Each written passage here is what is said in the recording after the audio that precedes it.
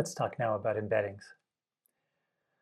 The easiest way to look at embeddings is when we're looking at something like tabular data. So if we have got estimations we are trying to do of, let's say, sales volume, and we've got a bunch of different information about every, let's say, day at every store we have. So we're trying to predict the volume for those stores. So there might be a lot of information that we have. For example, we might have a store number. We might have the square footage of the store. What else might we have? Number of employees. We might have a date. Well, let's just kind of break that down. We might have year, month, day. We might have some information about the location of the store, right? So maybe there is some information like, location. And let's say that's one of corner. Let's say it's inside a strip mall. It's inside a regular mall. And I don't know, I'm going to make up some third one, which is mid-street. So many of these things are numerical. This location is actually not a numerical value at all. It's just completely categorical. But even for these numerical values, many of them are actually categorical. So store number, if I've got store 52 and store 132, for instance, I can't add them, subtract them, take the average of them to do anything meaningful. Right? The fact that they're numbers hardly matters. So this is really categorical. On the other hand, square footage of a store, it does make sense to talk about perhaps the average square foot as opposed to, let's say, the average store ID. So the average square feet I can add and can subtract. If I multiply the number of square feet by 2, I have twice as many square feet. That kind of makes sense. So this is numeric. Number of employees, similarly, might be numeric. The location is clearly categorical. I might have these categories as strings, corner, strip mall, mall, mid-street, or I could also have gotten them in or treat them as numbers. If I'm looking at a neural network, for example, having strings is not useful. I need to be dealing with everything as numbers. So I could go to convert these into numbers, 0, 1, 2, and 3, let's say. But it's not numeric data, really. It's still categorical data. The month, I would tend to say this is also categorical, right? It's not clear any one month is, 12 for December and 1 for January. It's not clear that December is 12 times as good as January in any sense. So I would also tend to treat those as categorical, and possibly the days as well. So there might be information that sales peak on particular days of the month, the 1st and the 15th when people get paid or something like that. And it has less to do with the fact that 15 is 14 more than 1 or is 15 times as much as 1. Year also sometimes might be categorical. Maybe. We might be talking about for sale. We might be talking about for sales, for instance, oh yes, 2007 was a very good year for sales, like wine. When we're dealing with categorical variables, for neural networks, we normally don't want to just deal with a single number. So we don't want this to be one number that can either be 0, 1, 2, 3, or 4. So we don't want that.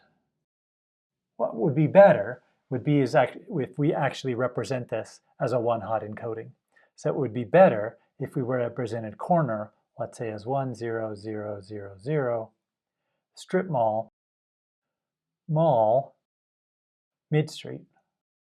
And I don't know where I got that there were 5 values.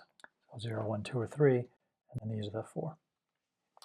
This turns out to work a lot better for neural networks if you have some sort of categorical information, so that it is entirely sort of separate. This is set if it's corner, this is set if it's strip mall, and so on.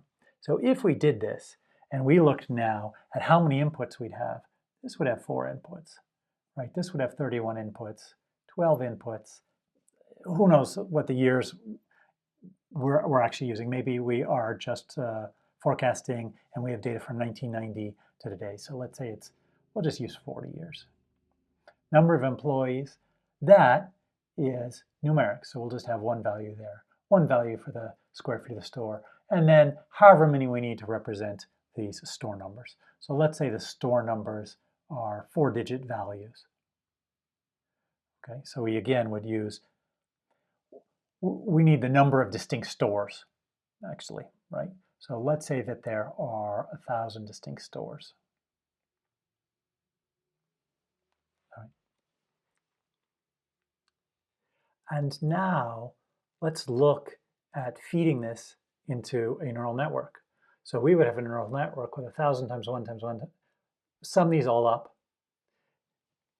Let's use a neural network that has as its first layer size 1,000, and then its second layer size 200, and then a third layer is 1, because that's our sales prediction, let's say. And we can look at the different matrices. So we know this matrix is a 200 by 1. This matrix is 1,000 by 200. And here is a question what we're going to have. So we're going to need 1,042, 54, 84, 88. Right? So we have 1,088 inputs. And so therefore, our matrix is 1,008 by 1,000. So if we just look at these numbers, right, this is around, if we look at the number of parameters in this network, we're going to have 10 to the 6th, 2 times 10 to the 5th, and 200. But we're dominated by our 10 to the 6th here. An embedding is a way to take a large one-hot,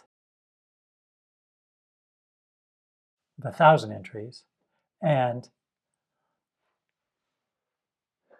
convert that into a smaller vector. Let's say a 1 by 50.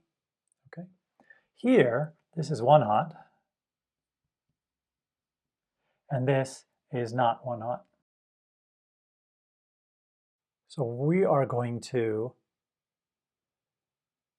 how do we do this conversion? Well, the easiest way to do the conversion, if we have a 1 by 1,000 and we want a 1 by 50, is just to use a matrix, right? So we would have a 1,000 by 50 matrix that would take us from this one-hot encoding to this non-one-hot encoding. And then what is stored in here? Well, the idea is that we're going to have various features about this item. Let's say for a store number. Okay.